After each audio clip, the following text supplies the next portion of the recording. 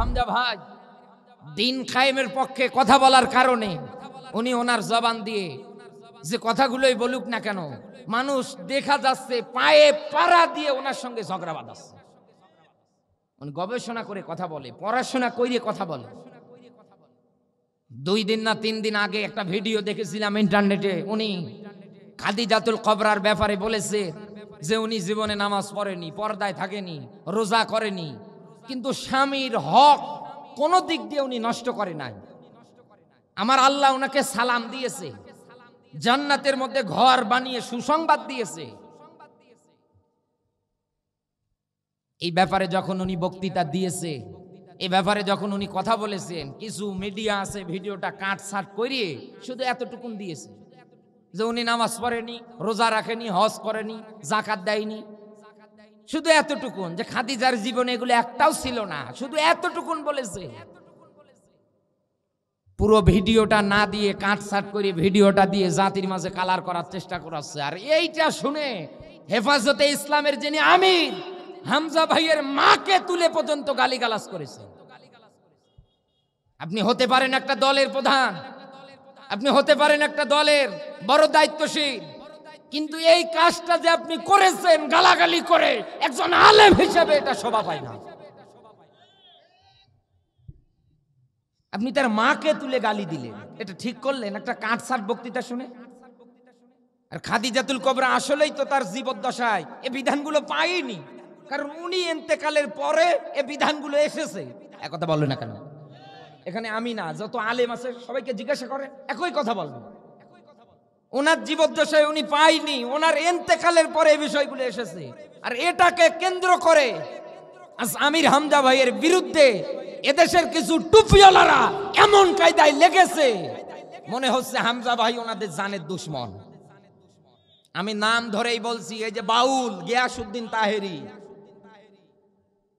ঢাকা গাজীপুরের মাদানি লেখে, মদিনা বিশ্ববিদ্যালয় থেকে লেখাপড়া করেছে না কোন বিশ্ববিদ্যালয় থেকে লেখাপড়া করেছে, নামের শেষে মাদানি লেখছে, আন্দাজে লেগে গিয়েছে এদেশে ইসলাম প্রতিষ্ঠা যারা করতে চায় তাদের বিরুদ্ধে, হামজা ভাইয়ের বিরুদ্ধে। আমি বলছি আপনাকে বন্ধু, মন্তব্য করে কোনোদিন গন্তব্য ঠেকানো যায় না। দিনের বিজয় যিনি করবে তিনি কে? আরো জোরে বলেন। আপনি আসলেও 17, না আসলেও 17। এ জমিনে ইসলামের বিজয় হবে যে জমিনে আলেমদের রক্ত ঝরে, যে জমিনে 28শে অক্টোবর 2006 সালে লাঠি ঠ্যাঙ্গা বৈঠা নিয়ে হাজারো শিবিরের ছেলেদেরকে দুনিয়ার থেকে বিদায় করে দিয়েছে, ইসলাম পন্থীওয়ালাদের দুনিয়ার থেকে যারা বিদায় করেছে, রক্ত যত পড়েছে, যেই জমিনে, এই জমিন তো ইসলাম প্রতিষ্ঠার জন্য আর উর্বর হয়ে যাবে। আল্লাহ পাক বলেন, নবী, এই পৃথিবীর ময়দানে আইন বানানোর অধিকার ক্ষমতা আমি আল্লাহ কারো হাতে দেই নাই। কথা কার? আরো জোরে বলেন। পৃথিবীতে আইন বানানোর অধিকার, ক্ষমতা, আইন তৈরি করা, সমাজ রাষ্ট্র চালানোর ক্ষেত্রে সব জায়গার মধ্যে যেরকম করে আইন সংবিধান তৈরি হয়েছে, আল্লাহ বলেন এগুলো তো আমি মানুষদেরকে বানানোর জন্য দেই নাই, আমি তো নিজে আইন বানিয়েছি।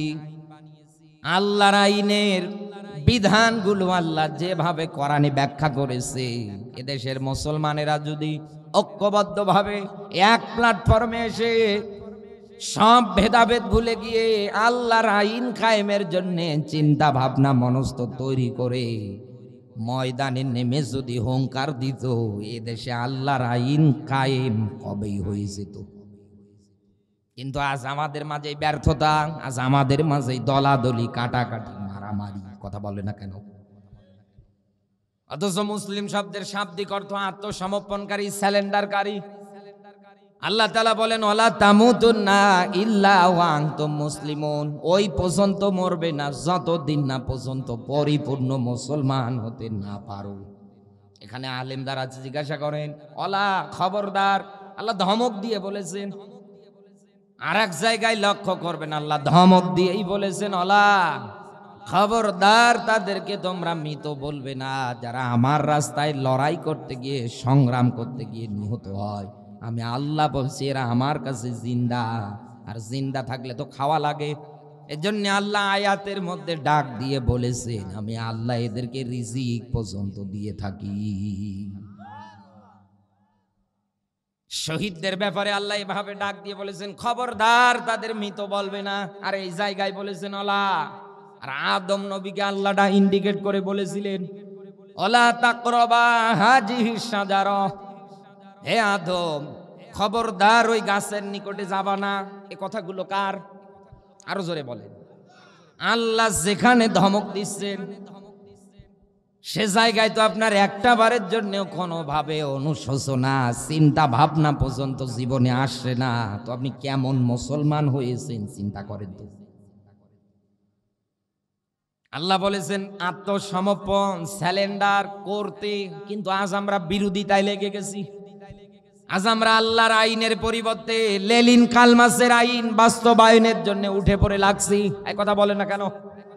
সব জায়গার মধ্যে দেখেন এই চেষ্টা প্রচেষ্টাগুলো চালাচ্ছে, অথচ দাবি করে বিশাল বড় মুসলমান, বিশাল বড় আল্লাহর ওলি। 5 ওয়াক্ত নামাজ ভালো লাগে, রমজানের রোজা ভালো লাগে, হজ ভালো লাগে, যাকাত ভালো লাগে, কিন্তু এই জমিনটা আল্লাহর আইন দিয়ে চলুক, তখন এদেশের অনেক মানুষের অন্তরের মধ্যে জ্বালা পড়া শুরু হয়ে যায়। এইটাতেই ওনাদের রাগ হয়। অথচ আমার আল্লাহ ডাক দিয়ে বলে, নবী দুনিয়ায় আইন বানানোর অধিকার ক্ষমতা আমি আল্লাহ কারো হাতে দেই না, আমি আল্লাহ নিজে আইন বানিয়েছি। আল্লাহর আইন কি? আল্লাহ পাক বলেন ফাকতাহু আইদিয়াহুমা, চোর মহিলা হোক আর পুরুষ হোক, যেই হোক না কেন, সূরা মাইদার 38 নম্বর আয়াত, যেই হয় হোক না কেন, সাক্ষ্য প্রমাণের ভিত্তিতে যদি ধরা পড়ে, কোরআনের আইন হচ্ছে ওরা হাত কাটা লাগবে। এদেশে যদি আজ আমরা একটা চোরের বিচার কোরআনের আইন দিয়ে করতে পারতাম, তাহলে এদেশে নতুন করে কেউ চুরি চাঁদাবাজি করার সাহস পেত না। কিন্তু এদেশে তো আইনটাই বাস্তবায়ন করতে দেয় না। আল্লাহ তো একেবারে অ্যান্টিবায়োটিক আইন দিয়েছে, আয়াত দিয়েছে একেবারে নির্মূল করার জন্যে। দ্বিতীয়ত, এই দেশে 5ই আগস্টের পরে আপনি মিলিয়ে দেখেন সবচাইতে বেশি যেটা বেড়ে গিয়েছে সেটা হচ্ছে ধর্ষণ। কত হিন্দু যুবকেরা পর্যন্ত এদেশের মুসলমান মেয়েগুলোকে একাধারে ধর্ষণ করছে। কত জায়গায় দেখেন 13 বছর 3 বছরে মেয়েগুলো পর্যন্ত ধর্ষণের শিকার হয়ে যাচ্ছে। আমার রংপুর বিভাগের গাইবান্ধার গোবিন্দগঞ্জের একটা নিউজে দেখেছিলাম 80 বছরের বুড়ি মহিলা পর্যন্ত ধর্ষণের শিকার হয়েছে এই 5ই আগস্টের পরে। ও রাজবাড়ির মুসলমানেরা, অথচ আল্লাহর আইন হচ্ছে দুনিয়ায় কেউ যদি ধর্ষণ করে, এটা যদি অবিবাহিত অবস্থায় হয়, কোরআন জানিয়েছে মিয়াতা জালদা ওরে 100 করে দৌড়া মারেন। আর বিবাহিত অবস্থায় ধর্ষণ সেনা ব্যভিচারে কেউ যদি লিপ্ত হয়ে যায়, সাক্ষ্য প্রমাণের ভিত্তিতে যদি ধরা পড়ে, তাহলে মাটিতে গর্ত খনন করে পাথর নিক্ষেপ করে দুনিয়া থেকে বিদায় করা। এই 96% মুসলমানের দেশে আল্লাহর আইন যদি এইভাবেই আমরা কায়েম করতে পারতাম, কোনদিন এই দেশে নতুন করে ধর্ষণের ঘটনা ঘটতো না। আরে ভাই, আপনারও মেয়ে আছে, আমারও মেয়ে আছে, এক কথা বলে না কেন? মা জাতি একেবারে শ্রেষ্ঠতম একটা জাতি, মায়ের জাত শ্রেষ্ঠতম জাত।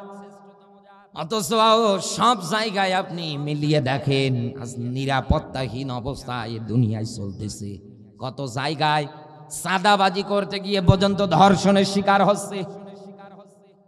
এদেশ তো স্বৈরাচারেরা 17 বছর চালালো, তার আগেও তো দেখলাম আর এক বুবু চালালো, তার আগে দেখলাম এরশাদ চালালো। এক কথা বলে না কেন? কেউ তো কোনোভাবে এদেশে দুর্নীতি, ধর্ষণ, খুন, টেন্ডারবাজি, রাহাজানি, সিটারি, বাটপারি বন্ধ করতে পারে নাই। কোনোভাবেই তো বন্ধ হয় নাই।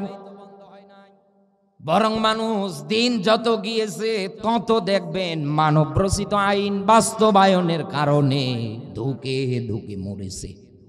আর এখন পর্যন্ত তার খেসারত দেওয়া লাগছে। আমরা যদি আল্লাহর আইনগুলো বাস্তবায়ন করতে পারতাম, তাহলে রসুলের মতো মুখ দিয়ে কথা বলতে পারতাম। বিশ্বনবী আমার তায়েফের ময়দানে মার খেলেন, শরীর থেকে রক্ত ঝরতেছে, রক্ত এমন কায়দায় ঝরেছে, ব্যাখ্যা এসেছে রসুলের জুতোগুলো পর্যন্ত জমাট বেঁধেছিল। তিনবার নবীজি বেহুশ হয়ে পড়েছিলেন। অহুদের ময়দানে দান মোবারক পর্যন্ত শহীদ করে ফেললেন। নবীর সাহাবীরা হযরতে তালহার শরীরে ৮০টার অধিক তীরবিদ্ধ হয়ে গেল। হযরতে হানজালা জীবন দিয়ে দিল।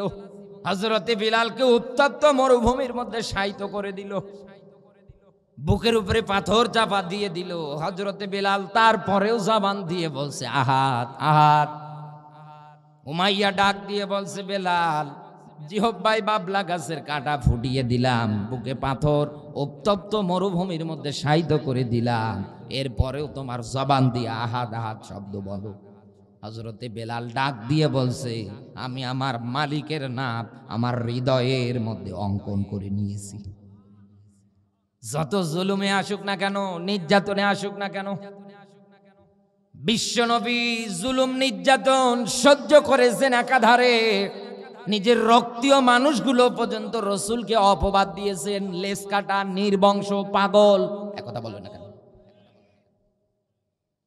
কত কায়দায় প্রচার চালিয়েছে। এমনকি বিশ্বনবীর ২টা পুত্র সন্তান আব্দুল্লাহর কাসিম দুনিয়ার থেকে বিদায় নেওয়ার পরে নবীর আপন চাচা আবুল আহাব প্রচার চালিয়ে যাচ্ছে। মুহাম্মদের বংশের প্রদীপ জ্বালানোর মতো আর কেউ থাকলো না। মুহাম্মদ তো লেজ কাটা, নির্বংশ হয়ে গেল। এই জায়গাটার নাম হচ্ছে রাজবাড়ী, পাংশা, মৌরাট। এটা ৫৬,০০০ বর্গ মাইলের এই বাংলাদেশের একটা জেলার মধ্যে পড়ে। ঠিক তেমনি আমার নীলফামারীটাও কিন্তু বাংলাদেশের মধ্যেই। আমি এই জায়গায় আসার পরে কেউ যদি আমার কষ্ট দেয়, আমার ওই কষ্টটা কলিজায় বেশি সময় থাকবে না। আমি রাজবাড়ী পার হয়ে গেলে আমার মনে হারিয়ে যাবে। কিন্তু আমার ঘরের মানুষ, রক্তীয় মানুষ যদি কষ্ট দেয়, আমার মরার আগ পর্যন্ত মনে থাকবে। একথা বলো না। বিশ্বনবী ওই রকম রক্তীয় মানুষেরা যখন কষ্ট দিয়েছে তখন রসুল ভেঙে পড়েছে, মন খারাপ করেছে। নবীজি আমার ভারাক্রান্ত মন নিয়ে বসে আছে। জিবরিল আমিন এসে ডাক দিয়ে বলছে নবী, কিসের ভয়, কিসের চিন্তা আপনার, কিসের মন খারাপ আপনার? আল্লাহ তো আপনাকে হাউজে কাউসার দান করে দিয়েছে। নবীজিকে আল্লাহ জানাচ্ছেন, হে নবী, যারা আজকে আপনাকে লেজ কাটা, নির্বংশ বলে গালি দেয়, ওরাই তো লেজ কাটা, ওরাই তো নির্বংশ। আমার আল্লাহ নবীজিকে আয়াতের মাধ্যমে এটাই জানিয়েছে, কিয়ামতের আগ পর্যন্ত দুনিয়ায় আপনার হাজারো রুহানি সন্তান তৈরি হয়ে যাবে। দুনিয়ায় যদি কোনো কাফের, কোনো বেঈমান, কোনো মুনাফিক আপনাকে নিয়ে কোনো ধরনের বাজে মন্তব্য করে, উল্টাপাল্টা কথা বলে, আপনার মান আর শানকে খাটো করার মতো যদি কোনো বক্তৃতা দেয়, আপনার এই রুহানি সন্তানগুলো জীবন দেবে, তারপরেও আপনার অপমান সহ্য করবে না। আজ আবু জাহেলকে গালি দেন, মানুষ বাহবা দেবে। আবু লাহাবকে গালি দেন, বাহবা দেবে। যিনি আমার নবীকে নিয়ে কটূক্তি করবে, তাকে গালি দেন, মানুষ আপনাকে বাহবা দেবে। কিন্তু রসুলকে গালি দিলে, রসুল প্রেমিকেরা নামাজ পড়তে না পারে, রোজা রাখতে না পারে, হজ করতে না পারে, যাকাত দিতে না পারে, কিন্তু বিশ্ব নবীর অপমান তারা সহ্য করতে রাজি না। নবীজিকে তো আল্লাহ এটাই জানিয়েছে, নবী আপনার 2টা পুত্র সন্তান দুনিয়া থেকে বিদায় হয়েছে। কাফের এই কথা বলেছে, আপনার মন খারাপ কেন? এরকম হাজারো রুহানি সন্তান দুনিয়ায় আপনার তৈরি হয়ে যাবে। ও বাংলার মুসলমান, রসুল এত পরিমাণে জুলুম নির্যাতন সহ্য করার পরে এমন একটা সময় ছিল আরব জাহানে হাটে বাজারে মেয়েদের বিক্রি করে দিত, কিনতে পাওয়া যেত। মানুষদের মধ্যে মহিলাদের সেরকম কোনো সম্মান ছিল না। নবীজি আমার কোরআন হাতে নিয়ে মদ, জুয়া, টেন্ডারবাজি, মানুষ হত্যা, ধর্ষণ সবগুলো বন্ধ করে কোরআন হাতে নিয়ে বলেছিলেন, খয়রুল কুরুনি করনি, আমার যুগটাই হচ্ছে সর্বশ্রেষ্ঠ যুগ। এই ৯৬% মুসলমানের দেশে, এই দেশটা স্বাধীন হওয়ার আর ৫৪ বছর পার হয়ে যাচ্ছে। এত মার, এত জুলুম, এত নির্যাতন আমরা যুগের পর যুগ সহ্য করে যাচ্ছি। এক কথা বলে না কেন? কোন কায়দায় তো কোন শাসক এসে আমাদেরকে শান্তিতে থাকতে দিচ্ছে না। শুধু হাত বদল হচ্ছে, জুলুম কিন্তু বন্ধ হচ্ছে না। এজন্য আমি আপনাকে বলছি, এই ৫৪ বছর পরে যেহেতু সুযোগ একটা বাংলার মাটিতে হয়েছে, আপনি যদি ধর্ষণ, সাদা, মদ, জুয়া, টেন্ডারবাজি, হাউজি লটারি বন্ধ করে রসুলের মতো ঘোষণা দিতে চান, এই দুনিয়াটা হবে শ্রেষ্ঠতম একটা জায়গা। বিশ্ব নবীর কথার সঙ্গে যদি আপনি ঐক্যবদ্ধ হয়ে কাঁধে কাঁধ মিলিয়ে ময়দানে কাজ করতে পারেন, তাহলে এই দেশে আপনিও ধর্ষণ, চুরি, বাটপারি, সাদাবাজি বন্ধ করতে পারবেন। এটার জন্য একমাত্র একটা ঔষধ আকারে আল্লাহ, শেফা আকারে আল্লাহ দিয়েছে, তার নাম কোরআন। এক কথা বলেন, মা ফাররাদনা ফিল কিতাবি মিন শাই। এমন কোন উদাহরণ, এমন কোন এক্সাম্পল, এমন কোন বিষয় নেই এই জায়গায় দিতে আল্লাহ বাদ রেখেছে। আপনার ব্যক্তি, পরিবার, সমাজ, অর্থনীতি, রাজনীতি, আপনি কোন কায়দায় চালাবেন, সব তো আমার আল্লাহ কোরআনে কারিমের মধ্যে এ টু জেড সুন্দরভাবে ব্যাখ্যা করেছে। কিন্তু আজ আমরা তাকালে দেখতে পাচ্ছি, আজ কোরআন থেকে কথা বললেই কিছু মানুষ রাগ করতেছে, মন খারাপ করতেছে। অথচ আমি কোরআন হাদিসের চশমা লাগিয়ে যেটা দেখতে পাচ্ছি, ও যে রাজনীতিতে আছে, ও যে দল করে, ও যে সংগঠন করে, ও যে কায়দায় এই দুনিয়ার ময়দানে রাজনৈতিক আদর্শ চালিয়ে যাচ্ছে, মারা যেতে দেরি, জাহান্নামে যেতে দেরি হবে না। আল্লাহ পাক বলেন, মাইয়া বতাকি গায়রাল ইসলামি দীনান ফালাই ইউকবালা মিনহু ওয়া হুয়া ফিল আখিরাতি মিনাল খাসিরিন। সূরা আলে ইমরানের ৮৫ নম্বর আয়াত। আল্লাহ পাক বলেন, ইসলাম বাদ দিয়ে, কোরআন বাদ দিয়ে কারো যদি ব্যক্তি চলে, কারো যদি পরিবার চলে, কারো যদি সমাজনীতি হয়, অর্থনীতি হয়, রাজনীতি হয়, এদিকে তাকান। এক কথায় এভরিথিং অল, একটা মানুষের জন্ম থেকে শুরু করে মরার আগ পর্যন্ত শুধু আল্লাহর ইসলাম আর কোরআন মাইনাস। আল্লাহ বলেন, ফালা ইউকবালা মিনহু, একটাও আমি আল্লাহ কবুল করি না। এ কথা কার? আপনি বিশাল বড় আল্লাহর ওলি হতে পারেন, জীবনে নামাজ আছে আপনার, হজ আছে আপনার, যাকাত আছে আপনার, কিন্তু দুনিয়া ইসলামী আন্দোলন আপনি করেন না, কোরআন দিয়ে আপনি রাজনীতি করতে পছন্দ করেন না। আল্লাহ বলেন, তোর একটাও আমি আল্লাহ কবুল করব না। কেন করবে না? কেন? আল্লাহর ব্যাখ্যা, ইন্নাদ দীনা ইনদাল্লাহিল ইসলাম। আল্লাহ বলেন, আমার কাছে গ্রহণযোগ্য মনোনীত একটা মাত্র জীবন ব্যবস্থা, তার নাম ইসলাম। দিনের আগে আল্লাহ আলিফ লাম শব্দ দিয়ে শব্দটাকে একেবারে নির্দিষ্ট করে দিয়েছে।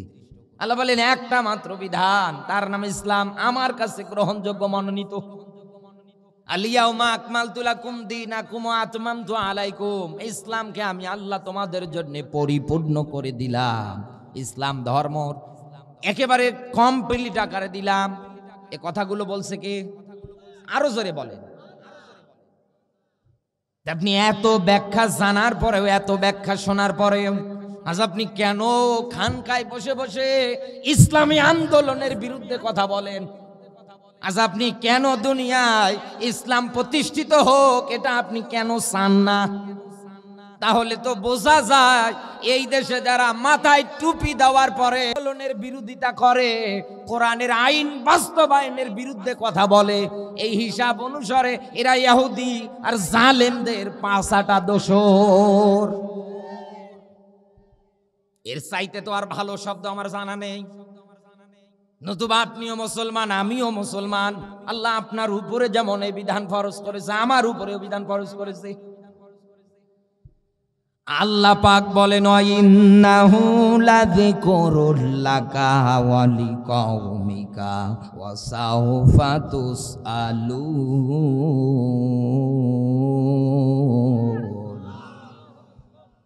আল্লাহ বলেন নবী নিশ্চয় নিশ্চয় আপনাকে এবং আপনার কওম উম্মত যারা হবে, রাজবাড়িবাসী জবাব দেন তো, নবীর উম্মত কি ইহুদি খ্রিস্টান? আওয়াজ দিয়ে বলেন, নবীর উম্মত কি হিন্দুরা? নবীর উম্মত কি বৌদ্ধরা? কিয়ামতের আগ পর্যন্ত দুনিয়ায় যারা আসবে আর জবান দিয়ে বলবে লা ইলাহা ইল্লাল্লাহ মুহাম্মাদুর রাসূলুল্লাহ, এরা তো নবীর উম্মত। এরকম দুনিয়ায় যারাই বলবে কিয়ামতের আগ পর্যন্ত, তারা তো রসুলের উম্মত। আল্লাহ বলেন এদেরকেই তো আমি আল্লাহ মরণের পরে জিজ্ঞাসা করব জিকির নামক কিতাব মানার ব্যাপারে। এদেশের কত মানুষ তো আজ জিকির বলতে নারী পুরুষ এক জায়গায় হুঁ হুঁ করা বোঝায়, একথা বলে না। এদেশের আজ কত মানুষ এমন কায়দায় জিকির করে, জিকির করতে করতে উনি গাছে উঠে পড়ছে। আপনি ভণ্ডামি পেয়েছেন কোথায়? জিকির মানে তো আল্লাহর কোরআন। জিকির মানে কি? আরো জোরে বলেন। আল্লাহ পাক বলেন নবী আপনাকে আপনার কওম যারা আছে, উম্মত যারা আছে, তাদেরকে তো জিকির নামক কোরআন মানার ব্যাপারে জিজ্ঞাসা করব। আল্লাহ বলেন কাইফা তাকফুরুনা বিল্লাহ, কিভাবে অস্বীকার করো? তুমি তো মৃত ছিলে, আমি আল্লাহ তোমার জীবন দিয়েছি, আবার জিন্দা করব, আবার আমি আল্লাহ তোমাকে মরণ দেব। সুম্মা ইলাইনা তুরজাউন, আমার সামনে আমি আল্লাহ তোমার দাঁড় করাবো। ওই দিন যদি আল্লাহ দাঁড় করিয়ে জিজ্ঞাসা করে বান্দা তুই আমার কোরআন মেনেছিলে কিনা বল, আপনি কি জবাব দেবেন? চিন্তা করেন তো। আপনি তো আন্দাজে ইসলাম এবং কোরআনের বিরুদ্ধে কথা বলেন, আন্দাজে আলেম ওলামাদের নিয়ে উল্টা পাল্টা ধারণা করেন। মরার পরে তো আল্লাহ জিজ্ঞাসা করবে, কি জবাব দেবেন? চিন্তা করেন তো। যুব সমাজেরা 11 বছর ধরে এই আয়োজনটা করে যাচ্ছে। কত দূর দূরান্ত থেকে আলোচকদেরকে দাওয়াত দিয়ে নিয়ে এসেছে, টাকা পয়সা খরচ করে এত সুন্দর একটা প্রোগ্রামের আয়োজন করেছে। এরকম আগামী বছর আবার তারা কাউকে এনে করবে। এনাদের মনের চাওয়া তো এইটাই, কদ্দামাত লিগত অত্তাকুল্লাহ ইন্নাল্লাহ খবিরুম বিমা তা'মালুন। আল্লাহ বলেন বান্দা আমাকে ভয় কর, আগামী কালকের জন্য কি জোগাড় করতেছি চিন্তা ভাবনা কর। এখানে আলেম যারা আছে জিজ্ঞাসা করেন, আগামী কাল বলতে বুঝিয়েছে ইয়াউমাল কিয়ামা, আল্লাহ কিয়ামতের ময়দান, হাসরের ময়দান, বিচারের ময়দান। আল্লাহ বলেন আগামী কালকের জন্য তুই কি পাঠাচ্ছিস, তুই কি নিয়ে যাচ্ছিস? আর যদি এদেশের মুসলমানেরা কোরআন শোনার পরে এই ব্যাখ্যা বিশ্লেষণ গুলো বুঝতে পারতো, তাহলে কোনোদিন ইসলামের বিরুদ্ধে কথা বলতো না। কিন্তু আজ দেশের মানুষ তো বোঝার পরেও না বোঝার ভান করে বসে থাকে।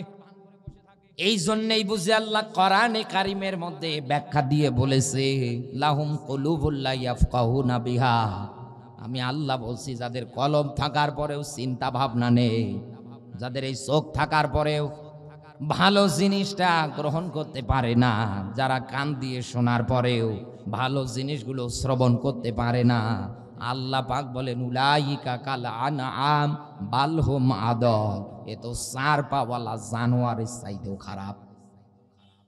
একটা কুকুরের যা মর্যাদা আছে আল্লাহর কাছে, আপনার তো সেটাও নেই। আপনি তো এমনিতে মানুষ হিসাবে দাবি করেন, অথচ আল্লাহর ব্যাখ্যা উলাইকা কাল আনআম বাল হুম আদল, আপনি চার পাওয়ালা জানোয়ারের চাইতেও খারাপ। এ কথা কার? আরো জোরে বলেন। মশান নিয়ে থাকলে হবে না, আন্দাজে আপনি উল্টা পাল্টা কথা বললে হবে না। আপনি তো কোরআন পড়তে পারেন না, কোরআন নিয়ে তো কোনোদিন আপনি গবেষণাও করতে পারেন না, আপনি আন্দাজে শুধু ধারণা করেন। আল্লাহর ব্যাখ্যা ইয়া আইয়ুহাল্লাযীনা আমানু দুখুলু ফিস সিলমি কাফা, সূরা বাকারা 2 নাম্বার সূরা 2 নাম্বার পারার 208 নাম্বার আয়াতে আল্লাহ ডেকে বলেছেন, আল্লাহ বলেন যারা ঈমানদার আমি তোমাদের বলছি উদখুলু, আমর সিগা, আল্লাহ বলেন আমার আদেশ, ইসলামের মধ্যে প্রবেশ করা লাগবে পরিপূর্ণভাবে। কথা কার? আরো জোরে বলেন। জোর হলো না। আজ আপনি আংশিক মানেন আর আংশিক মানেন না। আজ মসজিদের মেম্বারগুলোতে ইমাম সাহেবরা সুদের ওয়াজ করলে এমনও কমিটি আছে ইমামের চাকরি বাতিল করে দেয়। আজ মসজিদগুলোতে এমন এমন জালেমেরা দায়িত্ব পালন করে বসে আছে, ইমাম সাহেব কোরআন থেকে হক কথা বললেই ওনার রাগ হয়। অথচ আল্লাহ বলেন, ইসলাম যদি মানতে চাও, ইসলামে যদি প্রবেশ করতে চাও, ফিসিলমি কাফা, পরিপূর্ণভাবে আসা লাগবে। কথা কার? আরো জোরে বলেন। যদি ঢুকতেও চান ইসলামে, পরিপূর্ণভাবে ঢোকা লাগবে। কিন্তু আজ দেশে আমরা তাকালে দেখতে পাচ্ছি অনেক মানুষ আছে সুবিধাবাদ আর জিন্দাবাদ, যেগুলো মানলে হাদিয়া তহফা, টাকা পয়সা, বেতন ভাতা দিন দিন বাড়বে, উনি এই বিষয়ে শুধু ফতোয়া দিয়ে যায়। আর যেগুলো প্রতিষ্ঠার জন্য ময়দানে হুঙ্কার দিলে জেল হবে, জুলুম হবে, ফাঁসি হবে, রিমান্ড হবে, এগুলো ওনার জবান দিয়ে উনি জিন্দিগিও বলে না। এই জন্যই তো এদেশের কত গাঁজাখোর, কত উল্টা পাল্টা মানুষেরা এই ময়দানগুলোতে পর্যন্ত এসে বলে যে কোরআনের সঙ্গে রাজনীতির কোনো সম্পর্ক নেই। মরিয়ে দেখেন আপনি, মরার পরে এ কথা বললেন, বাটাম ফাটাবে ফেরেশতারা, আছে কি না? কারণ কোরআনের নিয়ম নীতি থেকে, ইসলামের নিয়ম নীতি থেকে যারা মুখ ফিরাবে, যারা মানবে না, আল্লাহ বলেন মাই শেতাং দঙ্কা, দুনিয়ার জীবনটা আমি আল্লাহ তার জন্য আটো সাটো করে দেব। আটো সাটো কি দুনিয়ার জীবন হয়? হবে তো কবর। কারণ একটা পাপী মানুষ যখন মারা যাবে, কবরের মাটিটাকে এমন ভাবে চাপ দেবে, বাম পাজর ভেঙে ডান পাজরে ঢুকবে, ডান পাজর ভেঙে বাম পাজরে ঢুকবে, অসহ্য যন্ত্রণা হবে কবরে তার। এটা তো কবরের শাস্তি। আর মরণের পরে শাস্তি, আমার আল্লাহ তাআলা হাসরের ময়দানে ওকে উঠাবে একেবারে অন্ধ করে, ওই দিন আর চোখে দেখবে না। আর দুনিয়ার শাস্তির ক্ষেত্রে দেখবে লক্ষ লক্ষ টাকার মালিক হতে পারে, লক্ষ লক্ষ টাকার সম্পদ থাকতে পারে, ওনার জীবনে আল্লাহ কোনো দিক দিয়ে শান্তি দেয় নাই। অথচ আর একটা মানুষ কোরআন মানছে, ইসলাম মানছে, রিক্সা চালিয়ে খাচ্ছে, জীবনে শান্তিতে ভরপুর। একথা বলে না কেন? এক প্লেট আলুর ভর্তা দিয়ে ভাত খাওয়ার পরে ওনার যে পরিমাণ ঘুম হয়, এদেশের কোটি টাকা মালিকের 8-10টা ঘুমের ট্যাবলেট না খাওয়া পর্যন্ত ঘুম আসে না। আপনি টের পাচ্ছেন? দুনিয়ার শাস্তিতে দেখবেন আল্লাহ কোন জায়গায় ওকে সম্মান দেবে না।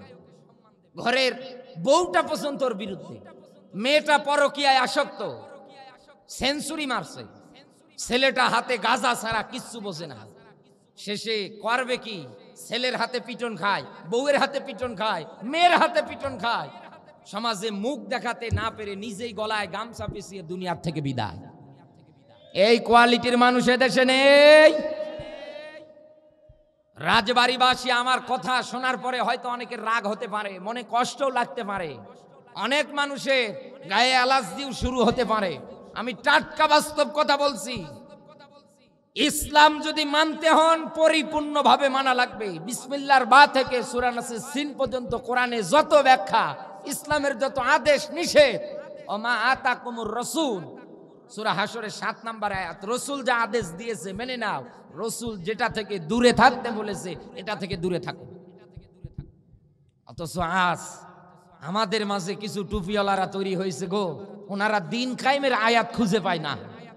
মুফতি আমির হামজা ভাই দিন কায়েমের পক্ষে কথা বলার কারণে উনি ওনার জবান দিয়ে যে কথাগুলোই বলুক না কেন, মানুষ দেখা যাচ্ছে পায়ে পাড়া দিয়ে ওনার সঙ্গে ঝগড়া বাঁধাচ্ছে।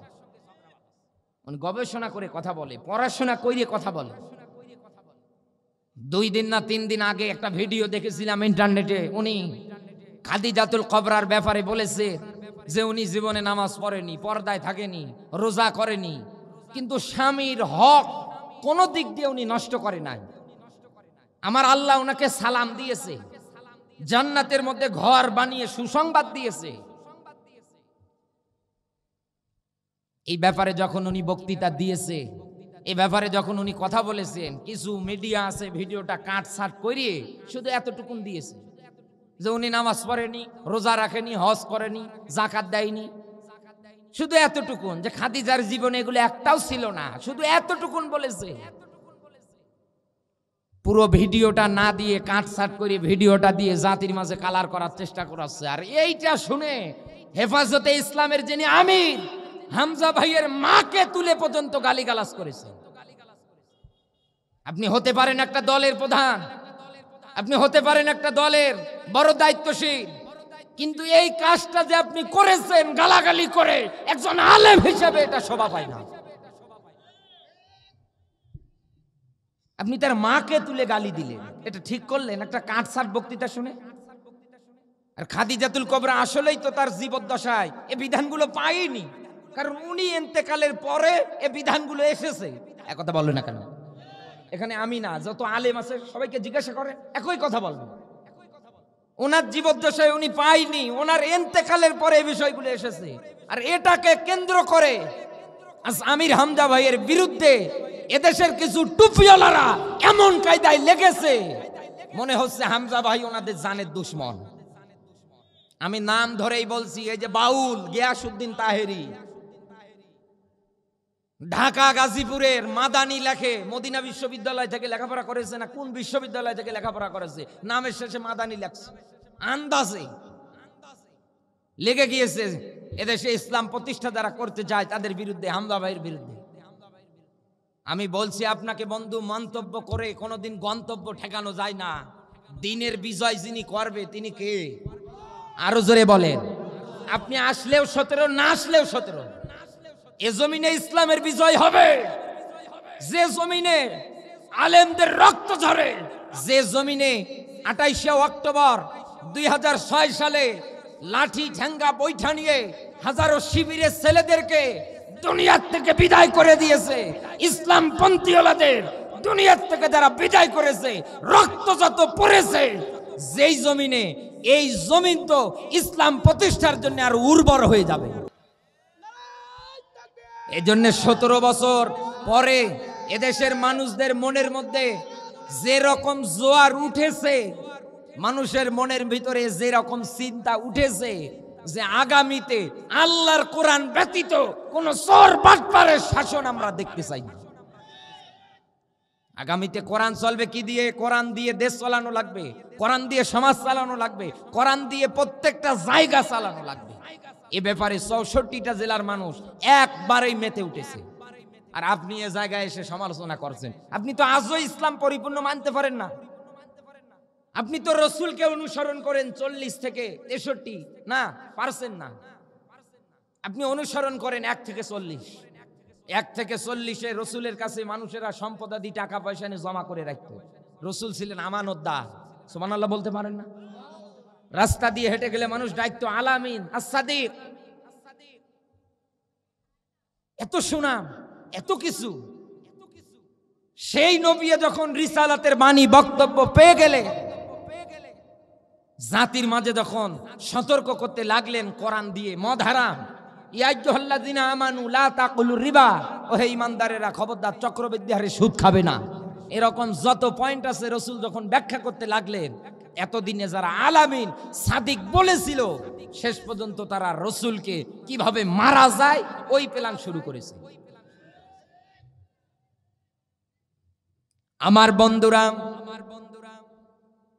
বিশ্বনবীকে দুনিয়া থেকে বিদায় করার জন্য কাফেরেরা একটার পর একটা ষড়যন্ত্র আঁকতে লাগলেন। আল্লাহ কোরআনে তো বক্তৃতা উঠিয়ে দিয়েছে। বিশ্বনবীকে অফার দেওয়া হলো, মক্কায় যদি সুন্দর জায়গা জমি বাড়িঘর সুন্দরী নারী যা চাইবেন আপনাকে তাই দেওয়া হবে, বিনিময় আপনি দিনের দাওয়াত বন্ধ করেন।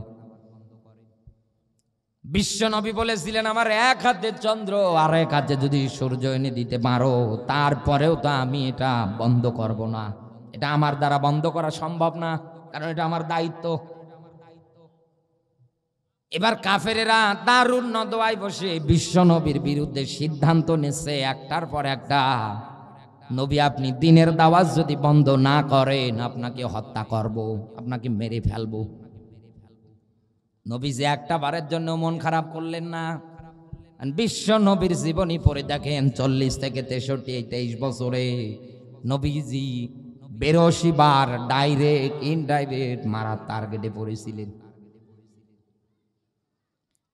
এটাতেও যখন কাফেরেরা ব্যর্থ হয়ে গেল, দ্বিতীয় নাম্বার স্টেপ চালালো, নবী আপনাকে আমরা জেলখানায় বন্দী করব।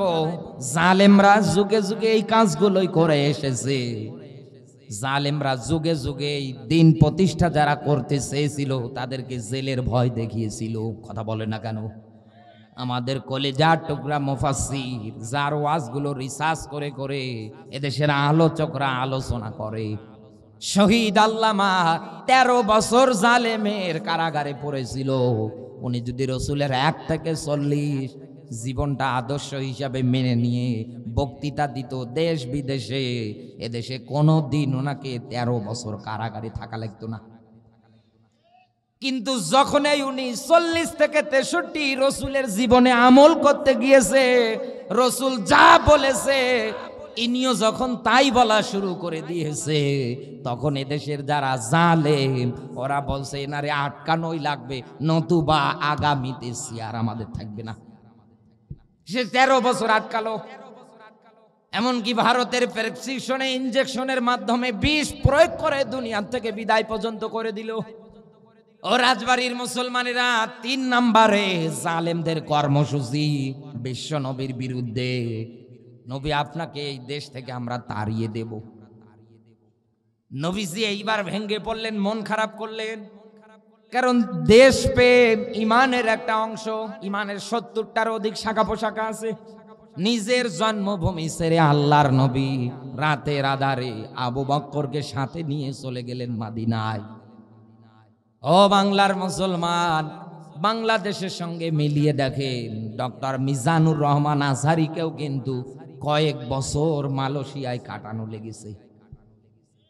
যুগে যুগে যারা 40 থেকে 63টা আমল করতে গিয়েছে, জবান দিয়ে যারা ইসলামে পরিপূর্ণ আসার জন্য জাতিকে আহ্বান করেছে, আপনি মিলিয়ে দেখেন জালেমরা দুনিয়া থেকে বিদায় করার জন্য একাধারে ষড়যন্ত্র চালিয়ে গিয়েছে।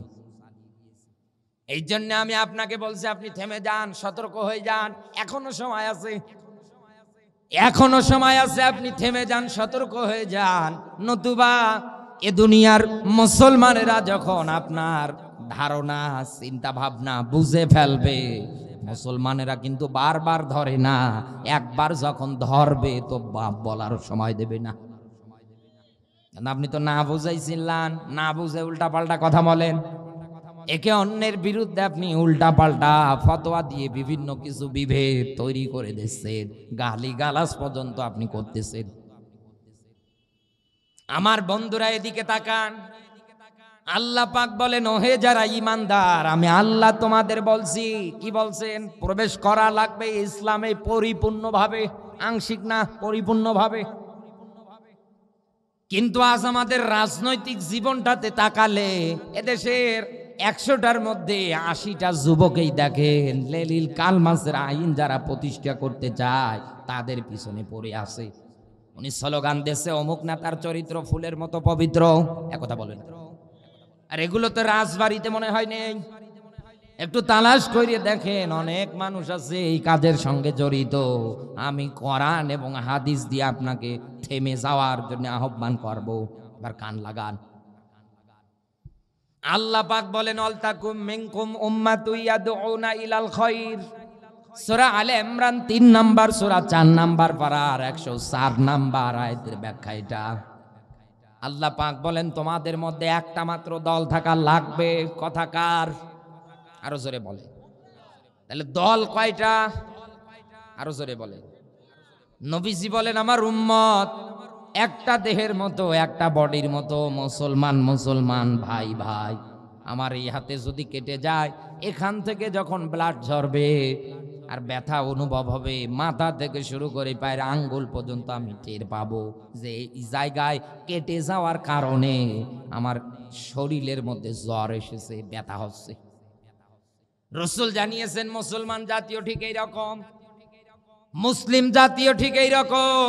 একজন মুসলমানের গায়ে কেউ যদি হাত দেয়, তামাম দুনিয়ায় যত মুসলমান সবার শরীরে ব্যথা অনুভব হবে।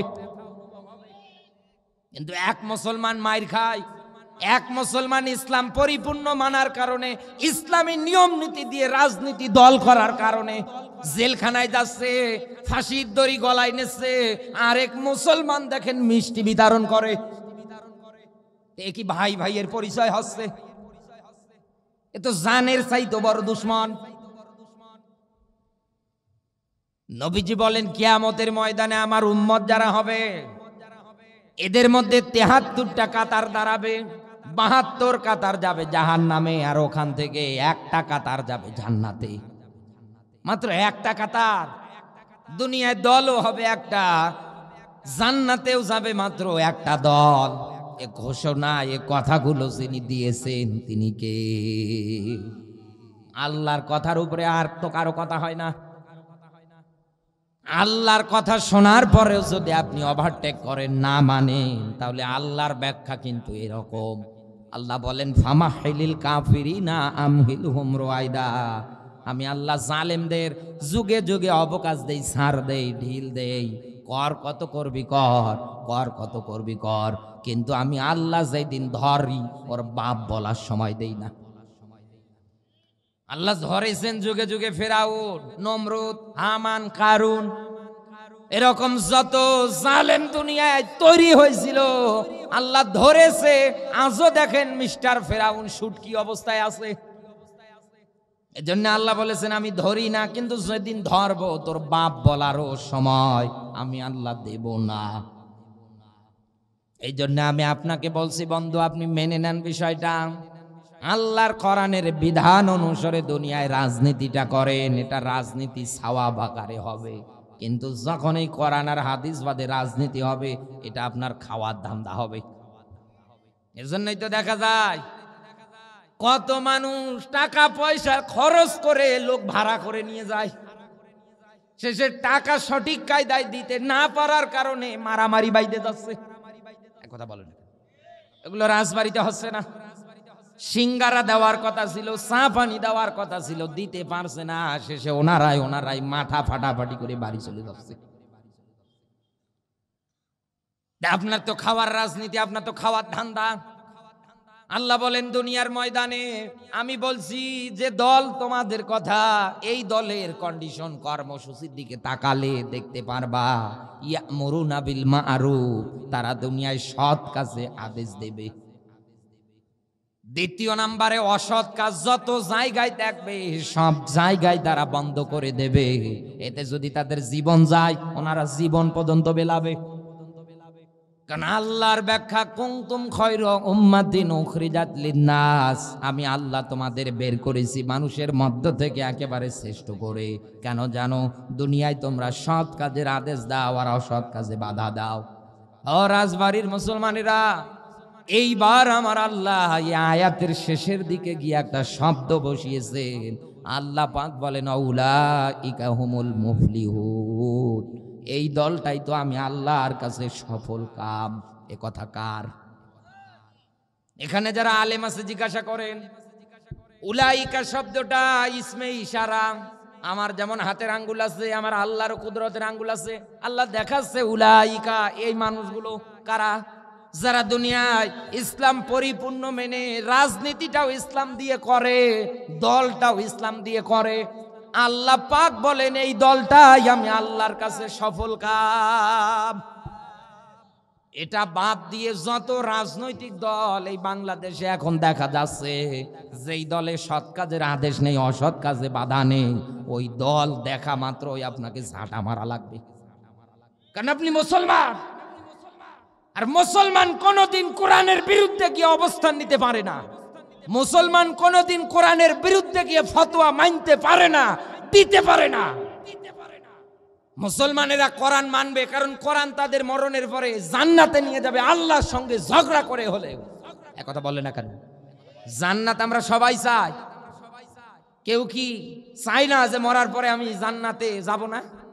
সবার মুখে স্লোগান আল্লাহ মরণের পরে আমারে জান্নাত দিও। এজন্য তো দোয়াও করে, রব্বানা আতিনা ফিদ দুনিয়া হাসানা ওয়া ফিল আখিরাতি হাসানা ওয়া কিনা আযাবান নার। আল্লাহ দুনিয়ার কল্যাণ দাও, আখিরাতের কল্যাণ দাও, ওয়া কিনা আযাবান নার, আল্লাহ জাহান্নামের আগুন থেকে বাঁচাও।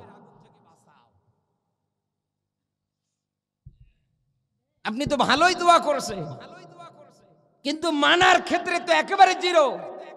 আর এই বাংলাদেশে এই আয়াত অনুসারে রিসার্চ করে গবেষণা করে দেখেন, মানুষ যত তার চাইতে দল বেশি। একথা বললো না কেন? 22 দল, 20 দল, 14 দল, আবার নতুন নতুন দল প্রতিষ্ঠিত হচ্ছে, দাঁড়িয়ে যাচ্ছে। এত দল, এই এই বাংলাদেশে, অথচ আল্লাহ বলছেন একটা দল হবে তোমার। আমার বন্ধুরা এদিকে তাকান, যে দলের ব্যাখ্যা দিলাম ফিতনার জামানা অনুসরে, আপনি যদি এই দলটা এই দুইটা ব্যাখ্যা শোনার পরেও আপনি আসতে না পারেন, আপনি যদি ভালো করে চিনতে না পারেন, এখন যে জামানা চলতেছে এই জামানা অনুসারে যদি আপনি হকপন্থী দল কোনটা, ইসলামী দল কোনটা আপনি যদি চিনতে না পারেন, এবার আমি আপনাকে আর একটা কোরআনের আয়াত বলছি, মিলিয়ে নেবেন। সূরা মাইদার 54 নাম্বার আয়াত। কত বলেন না কেন? 54 নাম্বার আয়াত। আল্লাহ পাক জানিয়েছেন এই দুনিয়ার ময়দানে আমি আল্লাহ বলছি দলের ব্যাখ্যা ইউহিব্বুহুম ওয়া ইউহিব্বুনাহু। এক নাম্বার হকপন্থী দলের ব্যাখ্যায় যেটা এসেছে আল্লাহর ব্যাখ্যা, তারা আমি আল্লাহকে ভালোবাসবে, আমি আল্লাহও তাদের ভালোবাসবো। এ কথা কার? আরো জোরে বলেন। এই কারণেই তারা তাদের জবান দিয়ে কথা বলবে। কারণ বিশ্ব নবী জানিয়েছেন দুনিয়ায় আমার আল্লাহ যখন কাউকে ভালোবাসে ফেরেশতাদেরকে এলান করে দেয়, ও আমার ফেরেশতারা আমি আমার এই বান্দাকে ভালোবাসি, তোমরাও ভালোবাসতে শুরু করে দাও। ফেরেশতারা আল্লাহর কথা অনুসারে ভালোবাসতে শুরু করে দেয়, তখন আল্লাহ ডাক দিয়ে বলে বান্দাকে আমি আল্লাহ শুধু ভালোবাসবো, তোমরা ভালোবাসবে। এতটুকুনে তো বান্দার হক মর্যাদা আদায় হবে না? তামাম দুনিয়ায় আমি আল্লাহর যত সৃষ্টি আছে, যত মাখলুকাত আছে, সবাইকে বলে দাও তারা যেন আমার এই বান্দারে ভালোবাসে। বলে এই হিসাব অনুসারে হক্কানি দলের ব্যাখ্যা বলছি, দুনিয়ায় তারা আল্লাহর ভালোবাসা চাইবে, আমার আল্লাহও তাদেরকে ভালোবাসবে। এখন আপনার কাছে আমার প্রশ্ন, বিবেক দিয়ে উত্তর দেবে, দুনিয়ায় যারা আল্লাহর ভালোবাসা চায় ওরা কি জোর করে কোনোদিন কারো কাছে 10 টাকা সাদাবাজি করতে পারে? মানুষের কি ভিটে মাটি কেড়ে নিতে পারে? মানুষকে কি অন্যায়ভাবে হত্যা করতে পারে? মানুষের কি মিথ্যা মামলা দিয়ে হয়রানির শিকারে ফেলাতে পারে? এটা তো কোশ্চিন কালেও সম্ভব না। দ্বিতীয় নাম্বারে আল্লাহর ব্যাখ্যা ইউজাহিদুনা ফি সাবিলিল্লাহ, তারা আল্লাহর পথে লড়াই করবে, সংগ্রাম করবে। কেন করবে জানেন? আমার আল্লাহর ব্যাখ্যা ওয়ামা লাকুম লা তুকাতিলুনা ফি সাবিলিল্লাহ, কি হলো তোমাদের, কেন তোমরা লড়াই করো না, সংগ্রাম করো না? কত বিদ্যা অসহায় আবাল নারী পুরুষগুলো সহ্য করতে না পেরে তুমি আমাদেরকে এই জালেমের হাত থেকে বাঁচাও। শেষের ব্যাখ্যা নাসির, আল্লাহ একজন সাহায্যকারী পাঠিয়ে দাও। ও বাংলার মুসলমান, জিহাদ মানে শুধু মারামারি করা না, লাঠি ঠ্যাঙ্গা নিয়ে বন্দুক নিয়ে দৌড়াদৌড়ি করা না। জিহাদ মানে শুধু হত্যা করা না। এই পৃথিবীতে আল্লাহর পথে লড়াই সংগ্রাম হবে এই জন্যে যাতে করে মাজলুম মানুষগুলো যেন তার অধিকার ফিরে পায়। এই 96% মুসলমানের দেশে আজ তাকাবেন, আমি একটা মাত্র উদাহরণ দিচ্ছি আপনাকে। এই রাজবাড়ী জেলার সঙ্গে নাও মিলতে পারে, কিন্তু আমার নীলফামারী জেলায় বিষয়টা 100% কার্যকর। কেউ যদি রিক্সা চালিয়ে খায়, ভ্যান চালিয়ে খায়, 3টা মেয়ের বাবা মনে করেন, আর বর্তমানে মেয়ে জন্মগ্রহণ করলে তো অনেক বাবা এবং পরিবার মন খারাপ করে ফেলে। কথা বলে না কেন? কারণ বর্তমানে যৌতুক প্রথা একটা বিষয় যোগ হয়েছে। আমার নীলফামারীতে একটা মেয়েও যদি বিয়ে দিতে চায়, ছেলে যদি ভ্যান চালিয়েও খায়, রিক্সা চালিয়েও খায়, মাঠে কাজ করেও খায়, তাও 2 লক্ষ টাকা ডিমান্ড দেওয়া লাগবে। এর নিচে মেয়েটা হাতে উঠাতেই পারবে না। এখন যেই লোকটা দিন মজুর, যার মাসে মাত্র ইনকাম 10-12 হাজার টাকা, এই 10-12 হাজার টাকা দিয়ে একটা পরিবার চলে কেমনে? এর নিচেও তো হতে পারে। একথা বলে না কেন? এরকম দারিদ্র পরিবার নেই।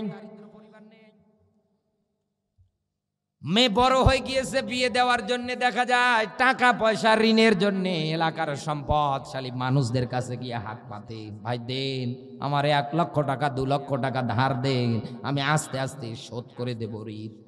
এমন মানুষ নামাজও পড়ে, রোজাও রাখে, তারপরেও সুদে টাকা দেওয়া ছাড়া উনি বোঝে না। উনি ফ্যাক্টরি খুলেছে সুদের। আসরের আজান হচ্ছে, নামাজ পড়ে, তাসবিহ হাতে নিয়ে সুবহানাল্লাহ, আল্লাহু আকবার, আলহামদুলিল্লাহ, লা ইলাহা ইল্লাল্লাহ, জান্নাত আমার ঠেকায় কে?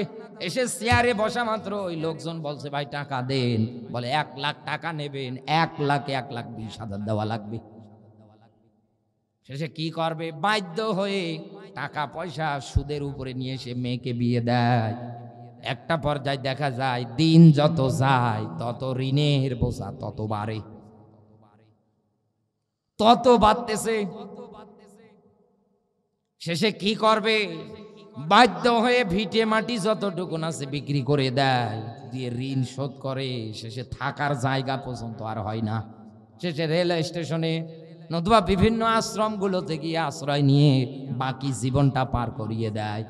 ও বন্ধু, এই লোকটা রাতে যখন ঘুমিয়ে যায় বালিশের নিচে মাথা রাখার পরে চোখ দুইটা বন্ধ করে চোখের পানি ছেড়ে কান্না করে আর ডাক দিয়ে বলে, আল্লাহ, আমার ঘর ছিল, বাড়ি ছিল, সব ছিল, এই সুদের কাছে সব আমার হারিয়ে গেল। এই সুদের কারণে আমার সব কিছু নিঃশেষ হয়ে গেল। এই যে সুদ নামক প্রথা দিয়ে এ দুনিয়ায় যুগের পর যুগ অনেক মানুষের সম্পদ শুধু বেড়েই যাচ্ছে, আর গরিব মানুষ যারা আছে ওরা জমি হারাচ্ছে, ভিটে মাটি হারাচ্ছে, সুন্দর একটা পরিবার পর্যন্ত হারাচ্ছে। একথা বলে না কেন? এই দুনিয়ার ময়দানে ইউজাহিদুনা ফিস সাবিলিল্লাহ ইউকাতিলুনা ফিস সাবিলিল্লাহ। আল্লাহ পাক বলেন, আমার দল যারা করবে, আমি আল্লাহ ব্যাখ্যা দিয়েছি, তারা এই মাজলুম মানুষগুলো নতুন করে সমাজে যেন আর সুদের কারণে ভিটে মাটি না হারায়, এই জন্যই তারা আজীবন এই জমিনে লড়াই করবে, সংগ্রাম করবে। আপনি তো আন্দাজে জামাত শিবিরের ট্যাগ লাগিয়ে উল্টাপাল্টা কথা বলেন। আপনি কয়টা মানুষের জীবনের ঘটনা জানেন? কয়টা মানুষের জীবনের খোঁজ নিয়েছেন? এই ঝিনাইদহ জেলার কালীগঞ্জ থানার বরকত নামে একটা লোকের সঙ্গে আমার পরিচিত হয়েছিল। সেই যশোরের চাঁচরা মোড়ে একটা হোটেল আছে, দেখবেন গোল চত্বরের এই পাশেই। দুপুরের খাবার খাওয়ার জন্য গাড়ি ব্রেক করলাম ওই জায়গায়। যাওয়ার পরে ওনাকে বলছি, ভাই ক্ষুধা লেগেছে, তাড়াতাড়ি খেতে দেন। উনি ঠিক খাবার নিয়ে আসলেন, সব টেবিলে সাজিয়ে দেওয়ার পরে সামনে বসে টিস্যু পেপার নিয়ে আমার দিকে এগিয়ে দিচ্ছে, ভাই একটু হাত মুখ মুছে ফেলেন, আপনার সঙ্গে আমার গল্প আছে। আমি বলছি আগে খেয়ে নেই, এরপর গল্প করবো। আমি খাচ্ছি, উনি বসেই আছে, আর কথা উঠে যাচ্ছে না। খাওয়া শেষ করে ডাক দিয়ে বললাম, ভাই কিছু কি বলবেন? বলে, আমি আপনার চিনি, আপনার আলোচনা দেখি আমি নেটে, অনেক ভালো লাগে আপনার আলোচনা আমার। আমি বললাম, আর কি বলবেন? বলছে, ভাই আমি তো একেবারে নিঃস্ব হয়ে গিয়েছি মিথ্যা মামলায় পড়ে। কে বা কারা শহরে মারামারি করে গাড়িতে আগুন লাগিয়ে দিয়েছে, আমার নামটা দিয়েছে। আমি হুজুরদের অনেক মহব্বত করি, ভালোবাসি, এবং নিজে টাকা খরচ করে প্রতি বছরে একটা তাফসির মাহফিলের আয়োজন করি। শহরে মারামারি করে গাড়িতে ভাঙচুর চালিয়েছে, আগুন লাগিয়েছে, 1 নাম্বার আসামির তালিকায় আমাকে রেখেছে। অথচ আমি জানিয়ে না, এই মিথ্যা একটা মামলা দিয়ে আমার কারাগারে পর্যন্ত নিয়ে গেল। শেষে এই মামলার পিছনে আমার বাড়ি গেল, জায়গা জমি গেল, ঘরের বউটা পর্যন্ত চলে গেল। কি করব এখন? আমি হোটেলের বয়, হোটেলের মেসিয়ার। আল্লাহ বলেন, দুনিয়ায় মারামারি করার জন্য লড়াই সংগ্রাম না, এই দুনিয়ার ময়দানে লাঠি ঠ্যাঙ্গা নিয়ে দা বটি দিয়ে কোপানোর জন্য লড়াই সংগ্রাম আমি আল্লাহ তোমাদের এই জন্য ইউজাহিদুনার ব্যাখ্যা দেই নাই। আমি আল্লাহ বলেছি, এই দুনিয়ার ময়দানে আর নতুন করে যেন কোনো মানুষ এরকম মিথ্যা মামলার শিকার হয়ে তার ঘর বাড়ি পরিবার না হারায়। এই মাজলুম মানুষগুলো যেন তার ন্যায় বিচার পায়। একথা বলে না কেন? এই মাজলুম মানুষগুলো যেন অধিকার তার ফিরে পায়, এই জন্যই তো জমিনে লড়াই সংগ্রাম করা লাগবে। আর আপনি এটাকে উল্টো ব্যবহার করে উল্টো কথা বলে আপনি মুসলমান দেখলেই জঙ্গি ট্যাগ লাগিয়ে দেন, উগ্রবাদী ট্যাগ লাগিয়ে দেন। আসলে এই দুনিয়ার ময়দানে লড়াই সংগ্রাম হবে মাজলুম মানুষদের অধিকার আদায়ের জন্য। আর এই চেষ্টায় চালিয়ে যাচ্ছে দেশে টুপিওয়ালারা। আজ যারা বাধা হয়ে দাঁড়াচ্ছেন, আজ যারা এটার বিরুদ্ধে স্লোগান দিচ্ছেন, মনে রাখবেন দিন কিন্তু এটাই না, দিন আরো আসবে।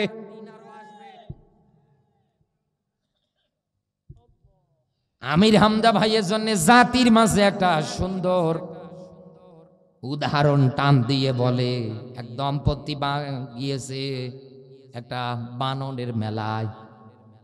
যাওয়ার পরে তাকিয়ে দেখছে বানরের খেলা দেখাচ্ছে, হাতে একটা আম নেওয়ার পরে বানরকে দিয়েছে খাওয়ার জন্যে। বানর না খেয়ে পিছনে মাপ দিচ্ছে বেরোবে কিনা।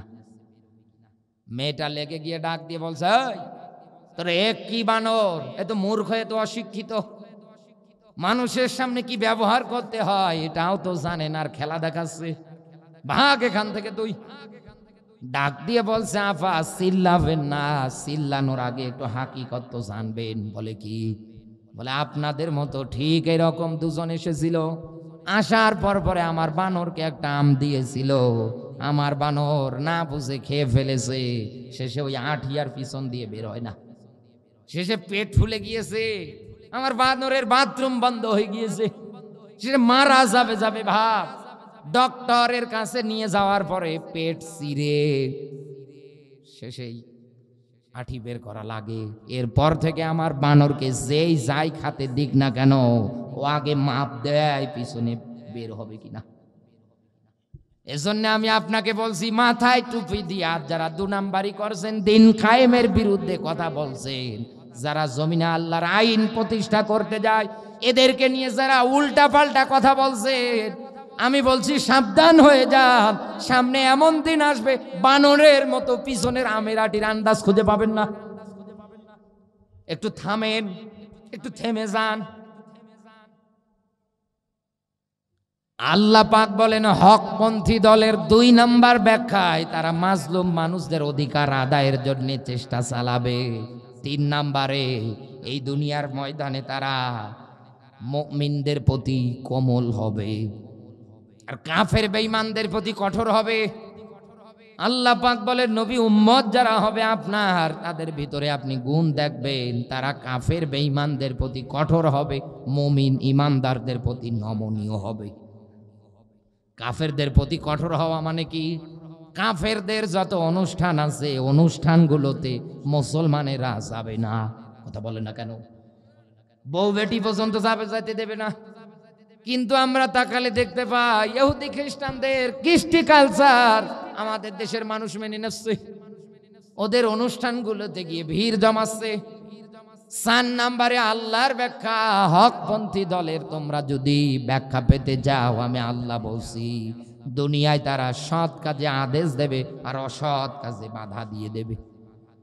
এমনকি এই দুনিয়ার ময়দানে দ্বীনের পথে, ইসলামের পথে থাকতে গেলে, টিকতে গেলে, এই কর্মসূচি হাতে নিয়ে সামনের দিকে এগিয়ে গেলে আল্লাহ পাক বলেন, যতই সমালোচনা মানুষ করুক না কেন, কোনো দিন তারা এই সমালোচনাকে তারা পরোয়া করবে না। তারা তাদের মন মতো কাজ করে যাবে। একথা বললেন না কেন? এই বাংলাদেশে 17 বছরে একটা মাত্র দল সবচাইতে বেশি সমালোচিত হয়েছে, নির্যাতিত হয়েছে, অসংখ্য নেতা কর্মীকে ফাঁসির দড়িতে জীবন পর্যন্ত দেওয়া লেগেছে। মাঝে মাঝে ওরাই গাড়িতে আগুন লাগিয়ে নাম দিয়ে দিত এই দলের। কথা বলে না কেন? মানে আর যাই করুক, ওনার এই একটা দলের নামই শুধু বলতো, ওনাদের মুখে এটা জারি হতো। সমালোচনা দিয়ে ভরে ফেলেছিল। ও বাংলার মুসলমান, এই 17 বছর পরে জালেমরা পালিয়েছে। এই দলের সমালোচনা করা মানুষগুলো, যাদের নিয়ে এতদিন সমালোচনা করেছিল, উল্টা পাল্টা কথা বলেছিল, তারা কিন্তু বাংলার মাটিতে এখনো আছে। আর যারা সমালোচনা করেছিল, ওরা হয় ভারতে দাদা বাবুর কোলে ঘুমাচ্ছে। আমার কথা শোনার পরে কেউ রাগ করবেন না, মন খারাপ করবেন না। আমি আপনাকে বোঝানোর জন্য এই বিষয়টা বলছি। এটা শুধু দুনিয়ার বিষয় না, এটা আখিরাতের বিষয়। আপনি আখিরাতের ময়দানে জাহান্নামের কাতারে যেন না যান, এই জন্য আমি আপনাকে বলছি। বন্ধু, যেহেতু দুনিয়ার ময়দানে দল করতে গেলে নেতা নির্বাচন একটা করাই লাগবে। দলের ব্যাখ্যা তো পেলাম, এবার নেতা কারা হবে আমরা এইবার কোরআন থেকে বের করব। আগামীতে কেমন নেতার পিছনে স্লোগান দেব। যদি হক্কানি দলের আমরা বৈশিষ্ট্য পেয়েছি, এ দলের নেতা কেমন হবে? আল্লাহ পাক বলেন আতিউল্লাহ ওয়া আতিউর রাসূল ওয়া উলিল আমরি মিনকুম। বলেন আল্লাহু আকবার। এখানে আলেম দ্বারা জিজ্ঞাসা করেন, আতিউ শব্দটা আরবিতে ফেল, ইংরেজিতে ভার্ব, বাংলায় ক্রিয়া। আল্লাহর আগে আছে, রসুলের আগে আছে, কিন্তু আল্লাহ ও তার রসুলের পরে এ জমিনে যারা নেতৃত্ব দেবে উলিল আমর হিসাবে, তাদের নামের আগে কিন্তু আল্লাহ আতিউ শব্দ দেয় নাই। না দেওয়ার পিছনে কারণ কি? সব মুফাসসিরেরা একমত, এ দুনিয়ার ময়দানে আল্লাহ ও তার রসুলের নেতৃত্বের পরে কোন নেতাকে নেতৃত্বের চেয়ারে বসিয়ে স্লোগান দিয়ে যদি এগিয়ে নিয়ে যেতে চান, আগে ওই নেতাকে দেখা লাগবে ও আল্লাহ ও তার রসুলকে মানে কিনা। এদেশে যদি আমরা এই আয়াতটা ফলো করে নেতা বানাতাম, স্লোগান দিতাম নেতার পিছনে, তাহলে এই দেশে কোনদিন কোন চোর সিটার বাটপার নেতা হতে পারতো না। যার মুখে দাড়ি নেই, মাথা থেকে শুরু করে পায়ের আঙ্গুল পর্যন্ত রসুলের একটা আদর্শ পর্যন্ত নেই, তাহলে এ দেশে কোনদিন এর নেতৃত্ব দেওয়ার সুযোগ পেত না। কিন্তু আমরা তো কোরআন হাদিস থেকে অনেক পিছিয়ে, মানতে পারি না, ব্যর্থতায় ভুগে মরে যাচ্ছি। কোরআনের কথা শুনলেই আমরা শুধু উল্টা পাল্টা ধারণা করি। এর চাইতে আর কি উত্তম কথা হতে পারে বলেন আমাকে? যে আল্লাহকে মানে না, রসুলকে মানে না, ওর নেতৃত্ব দেওয়া জায়েজ নেই, ওকে মানাও হারাম। ফতোয়া আমার না, ফতোয়া কার? আরো জোরে বলেন। এজন্য আগামীতে কাউকে যদি নেতা হিসাবে মানতে চান, নেতৃত্ব দিয়ে চেয়ারে যদি বসাতে চান, আগে দেখবেন এটা 5 ওয়াক্ত নামাজ পড়ে কিনা, রমজান আসলে রোজা রাখে কিনা, একথা বলে না কেন, এ সৎ কাজে আদেশ দেয় কিনা, অসৎ কাজে বাধা দেয় কিনা। ইনি মনে হয় আপনাদের মসজিদের খতিব সাহেব, উনি পেশায় একজন শিক্ষক মানুষ।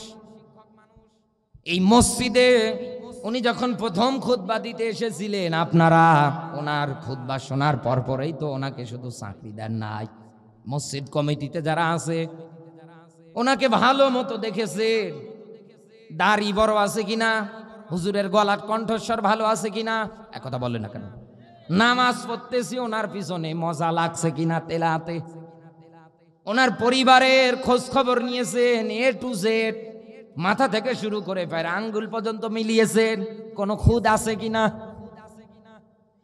সব কিছু মিলানোর পরে আপনি ওনাকে এই জায়গার মধ্যে ইমামতিতে দিলেন, আপনার নামাজটা আদায় করার জন্য ওনাকে ইমাম বানালেন।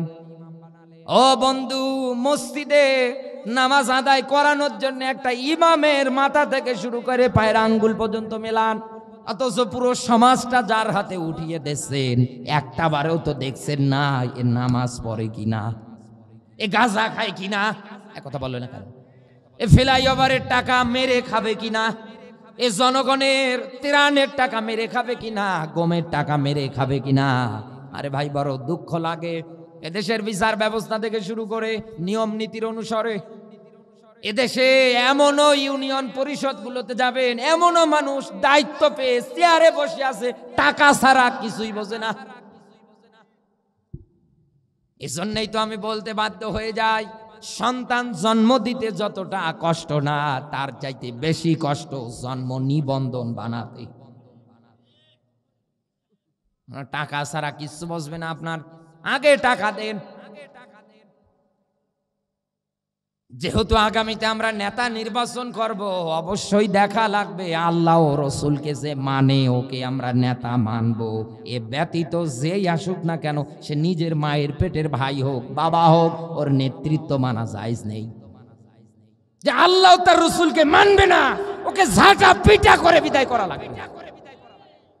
আর যে আল্লাহ রসুলের আদর্শ মেনে নেতৃত্ব দিতে আসবে, এই রকম নেতার পিছনে থেকে স্লোগান দেন, মরণের পরে এই নেতার কারণে আপনি জান্নাত পাবেন। আল্লাহ তাআলা আমাদেরকে এই রকম নেতা নির্বাচন করার তৌফিক দান করুক, বলেন আমিন। আরো জোরে বলেন আমিন। নবীজির প্রতি দরুদ, মানবতার মুক্তির মডেল, মানবতার মহান আদর্শ, মানবতার শিক্ষক, নবীকুর শিরোমণি নবী মুহাম্মাদুর রাসূলুল্লাহ সাল্লাল্লাহু আলাইহি ওয়াসাল্লাম। জবান সেরে কোরআনের সোনালী আয়াত আমার সঙ্গে পড়ে না। আউযু বিল্লাহি মিনাশ শাইতানির রাজিম। বিসমিল্লাহির রহমানির রহিম।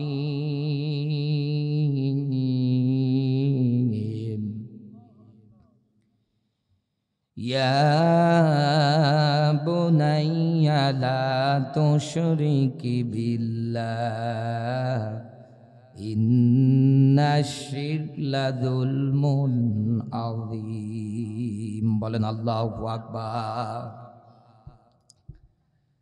আমরা একটা মাত্র আয়াতে কারিমা পড়েছি, সূরা লোকমান 31 নাম্বার সূরা 13 নাম্বার আয়াতের মাঝের অংশ থেকে শেষের অংশ পর্যন্ত। এই জায়গার মধ্যে যারা বাবা আছেন, প্যান্ডেলের মধ্যে যে মায়েরা বসে আছেন, বর্তমান জামানা অনুসারে আমি যেটা তাকিয়ে দেখতে পাচ্ছি, এদেশে ম্যাক্সিমাম ছেলেগুলো পরিবারে নেশাখোর তৈরি হচ্ছে। ম্যাক্সিমাম মেয়েগুলো এদেশে আজ পরকীয়ায় আসক্ত হয়ে যাচ্ছে। কথা বলে না কেন? মা বাবার কথা মানা তো দূরে থাক, আর মা বাবার অবাধ্য দিন দিন বেড়ে যাচ্ছে। কত জায়গায় তো দেখতে পাচ্ছি মা বাবার গায়ে পর্যন্ত হাত ওঠাচ্ছে। কত কায়দায় নিউজে দেখতে পাচ্ছি বটি দিয়ে কপিয়ে বাবাকে মেরে ফেলেছে। বাবার অপরাধ, বাবার নেশার টাকা দেয়নি তাই। অথচ কোরআনে আল্লাহ এই আয়াতটার মধ্যে আল্লাহ এই সূরাটাই যার নামে আল্লাহ নাজিল করে দিয়েছেন, তিনি হচ্ছেন হযরতে লোকমান। তিনি তো নবী ছিলেন না, রাসূল ছিলেন না। তিনি তো নবী ছিলেন না, রাসূল ছিলেন না। অথচ তার উপদেশগুলো সন্তানের কাছে তিনি যেভাবে দিয়েছে, আমার আল্লাহ খুশি হয়ে তার নামে কোরআনে সূরা পর্যন্ত দিয়েছে এবং তার উপদেশগুলো উঠিয়ে ধরেছে। তামাম দুনিয়ায় যত বাবা মা আছে সবার জন্য তার এই নসিহতগুলো আল্লাহ আদর্শ হিসাবে রেখে দিয়েছে। তিনি এক নম্বরেই বলেছিলেন, ইয়া বুনাইয়া, হে আমার সন্তানেরা, লা তুশরিক বিল্লাহ, খবরদার দুনিয়ায় আল্লাহর সঙ্গে কাউকে শরীক করাবে না, অংশীদার করাবে না, আল্লাহর সমকক্ষ কাউকে দাঁড় করাবে না। মনে রেখো, ইন্নাশ শিরকা লাযুলমুন আযীম, নিশ্চয় শিরিক হচ্ছে সবচাইতে বড় জুলুম। এদেশের মা বাবাগুলো যদি শিরিকের ব্যাপারে সন্তানদের মাঝে ব্যাখ্যা বিশ্লেষণ দিতে পারত, তাহলে এদেশের সন্তানেরা কোনোদিন কোনো আগলা পাগলা বাবার দরবারে গিয়ে মাথা নত করতো না। এই পাশেই কুষ্টিয়া লালনের মাজার, মনে মনে গাঁজা খায়। প্রত্যেক বছরে ওই জায়গার মধ্যে গাঁজার মেলা হয়, আর আমাদের দেশের মুসলমানেরা ওই জায়গায় যায় গাঁজা কেনার জন্য। পুলিশ পাহারা দেয় আর ওরা গাঁজা খায়। একথা বলেন। অথচ আমি হুজুর রাতের বেলা মাহফিল শেষ করে 5ই আগস্টের কথা বলছি। সেই দাসুরিয়া মোড় পার হওয়ার পরে লালন সেতুতে উঠবো, এমন সময় গাড়ি আটকিয়েছে। নাম মার পরে সব চেক করছে। আমার ব্যাগ খুলে দেখছে, পকেট চেক করছে।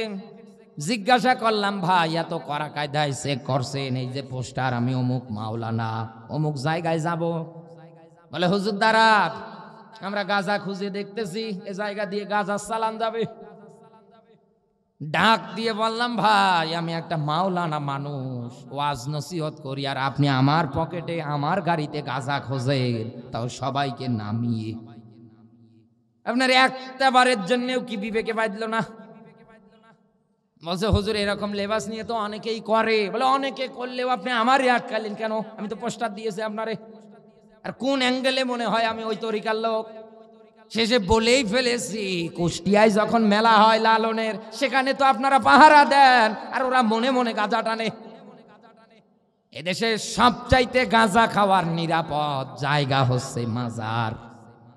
কথা বলেন, দেদারসে টাইনে যাচ্ছে। লোকমান হাকিম তার সন্তানদেরকে এমনি এই উপদেশটা দেয় নাই, দেওয়ার পিছনে কারণ আছে। কারণ দুনিয়ায় আল্লাহর সমকক্ষ আপনি কাউকে যদি দাঁড় করিয়ে ফেলেন, আল্লাহর অংশীদার সাব্যস্ত যদি আপনি কাউকে করে ফেলেন, এটা তো শিরিক। সূরা নিসার 48, 116 দুইটা আয়াতের ব্যাখ্যা মেলাবেন। আল্লাহ তাআলা বলেন, শিরকের মতো গুনাহ আমি আল্লাহ তো মাফ করে দেই না, এটা বাদ দিয়ে অন্যান্য গুনাহ আমি আল্লাহ ইচ্ছা করলেই মাফ করে দেই।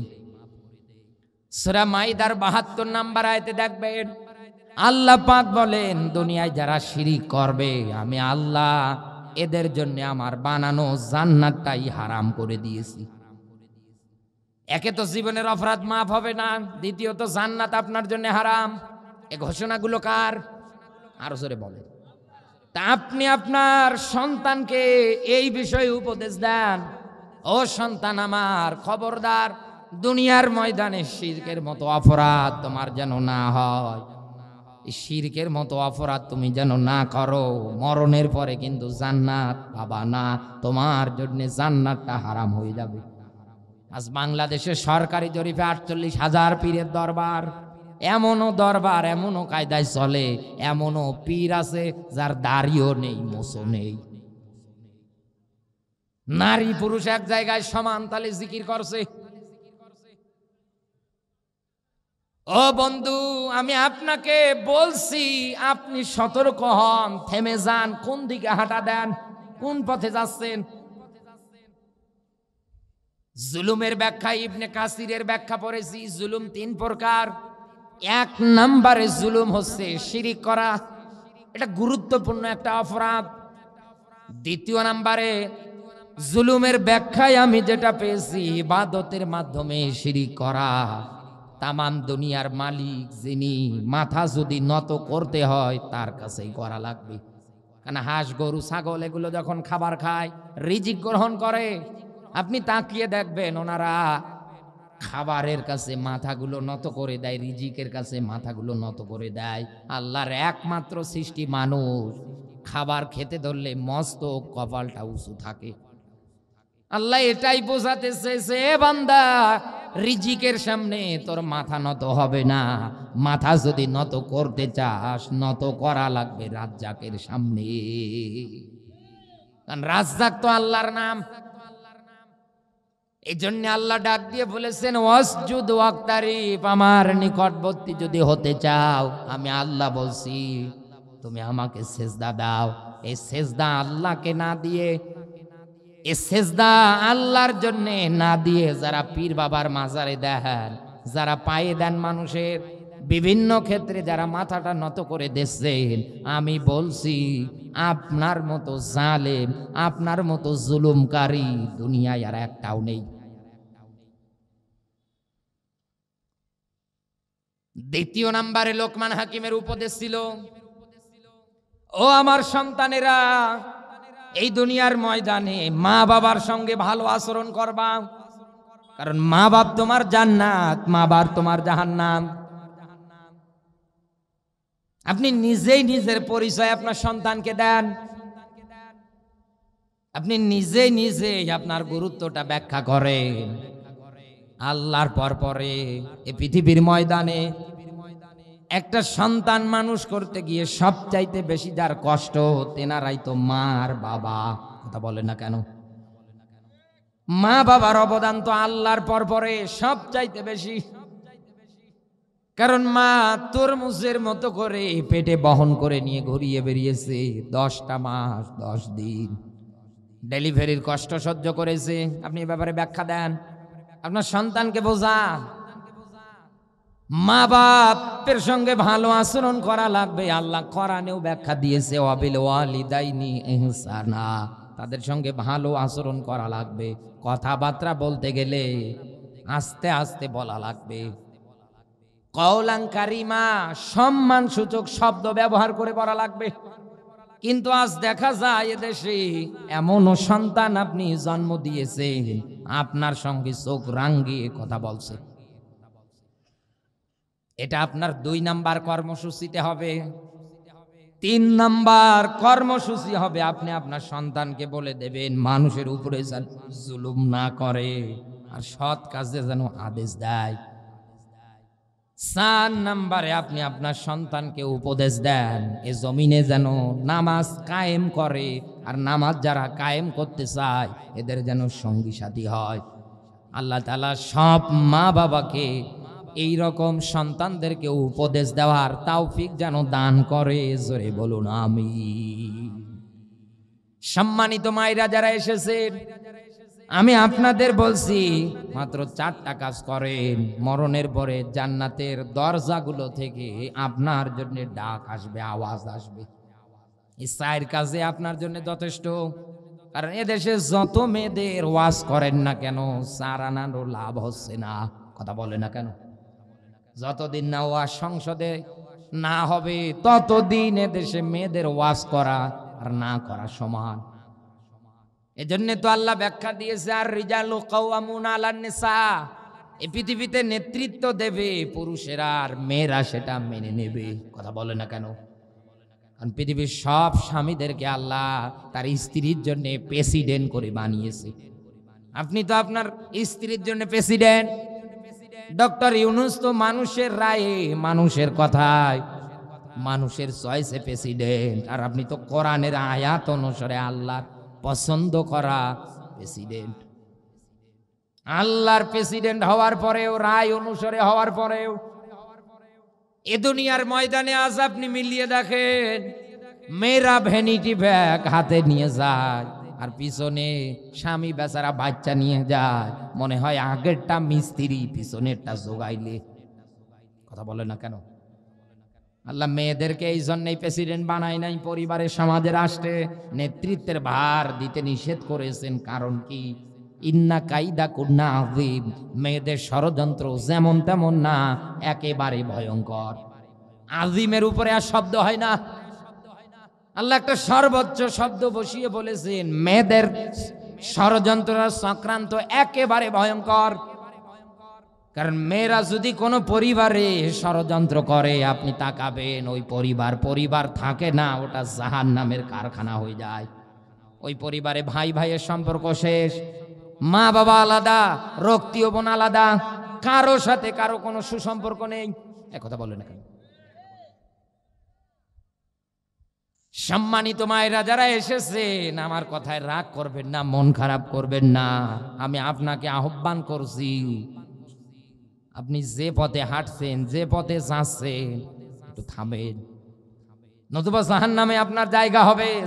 নামাজ রোজার পাশাপাশি স্বামীর পিছনে আপনি লেগে পড়েন, আপনি স্বামীর সেবা যত্ন শুরু করে দেন। বেবি রহিমা কিন্তু স্বামীর পাশে থাকার কারণে, খেদমত করার কারণে ইতিহাসে আজও তার নাম আছে। কথা বলে না কেন? খাদিজাতুল কুবরা স্বামীর খেদমত করার কারণে, পাশে থাকার কারণে আজও মানুষ তার জন্য দোয়া করে। এরকম যত নারী দুনিয়ায় এসেছিলেন, স্বামীর হক তারা আদায় করেছিলেন, এই জন্যই তো তারা দোয়া পায়। আর আপনি এমন মেয়ে হয়ে বসে আছেন, স্বামী বাদ দিয়ে বল্টুর সঙ্গে লাইন মারেন, স্বামীর খেদমত বাদ দিয়ে বল্টুর খেদমত করেন। একথা বলেন, এগুলো রাজবাড়িতে নেই। হুন্না লিবাসুল্লাকুম ওয়া আনতুম লিবাসুল্লাহুন্না, আল্লাহ বলেন, ও দুনিয়ার নারীরা, ও দুনিয়ার পুরুষেরা, ও দুনিয়ার স্বামী আর স্ত্রীরা, তোমরা তো একে অপরের জন্য পোশাক পরিচ্ছেদ। পোশাক যেমন মানুষের সম্মান বৃদ্ধি করে, ঠিক স্বামীও চাইবে আমার স্ত্রী যেন কোনো জায়গায় অপমানিত না হয়। ঠিক একজন স্ত্রীও চাইবে আমার স্বামী যেন কোনো জায়গায় অপমানের শিকার না হয়।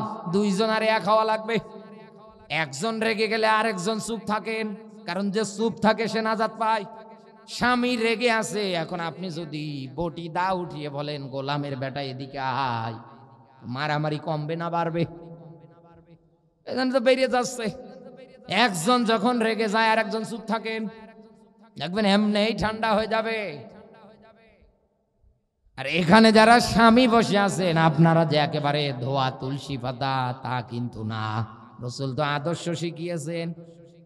আম্মা জান আয়েশা রুটি বানাতে বানাতে ঘুমিয়ে পড়েছে, রাসূল এসে নিজে খামির দেওয়ার রুটিগুলো বানিয়ে তরকারিতে লাগিয়ে লাগিয়ে নিজে খেয়েছেন, আয়েশাকে ডেকে পর্যন্ত খাইয়েছেন। আর আপনি হলে তো আগে গিয়ে কব শুরু করতেন, হ্যাঁ তোরে এই জন্যে নিয়ে এসেছি। তরকারিতে লবণ বেশি হলে ও রাসূল খেয়ে ফেলতেন, আয়েশার কষ্ট হবে তাই রেগে যেতেন, আয়েশা মন খারাপ করতেন। হ্যাঁ অন্যদিন পানি খেলে রেখে দেন, আর আজকে কিছুই রাখেন না। নবীজি ডাক দিয়ে বলেন, আয়েশা তরকারিতে লবণ বেশি হয়েছে, এই জন্য আমি খেয়ে ফেলেছি, যাতে তোমার কষ্ট না হয়। রাসূল তো আদর্শ শিখিয়েছেন। আপনি এই কায়দায় স্ত্রীর সঙ্গে ব্যবহার করেন, আচরণ করেন, দেখেন তো আপনার স্ত্রী আপনাকে বাদ দিয়ে বল্টুর সঙ্গে লাইন করে কিনা। ব্যর্থতা তো আপনার, বিয়ে করার পরে বউ ধরে রাখতে পারছেন না, কথা বলো না কেন? বল্টুর সঙ্গে যাবে না তো যাবে কার সাথে? আপনি তো রাসূলের আদর্শই মানতে পারেন না। স্বামী আর স্ত্রীর মাঝে মিল মহাব্বত তো সেরকম হচ্ছে না, একে অপরের প্রতি বিশ্বাসে তো তৈরি হচ্ছে না। এজন্য আরেকজনকে বিশ্বাস স্থাপন করে খুঁজে বেরিয়ে যাচ্ছে। মায়েরা যারা আছেন আমি বলছি, স্বামীর খেদমতে লেগে থাকেন, নাজাত পেয়ে যাবেন। 4 নম্বরে আপনার উপরে আল্লাহ নামাজ রোজার মতো ফরজ বিধান দিয়েছে, পর্দা আঁকড়িয়ে ধরেন। জাহিলি যুগের মেয়েদের মতো সাজুগুজু করে রং ঢং করে বের হয়ে ঘুরিয়েন না, এটা মুসলমানের মেয়ের পক্ষে শোভা হয় না। কিন্তু বাংলাদেশে দেখা যায় একটা হিন্দুর মেয়ে যে কায়দায় রাস্তা দিয়ে আটো সাটো পোশাক পরে যায়, মুসলমানের আরো 3/4 পরে যাচ্ছে। কোন দেশে আপনি আছেন? আল্লাহ তাআলা মেয়েদেরকে 4টা কাজ করার যেন তৌফিক দান করে। জোরে বলুন আমিন, আরো জোরে বলেন আমিন।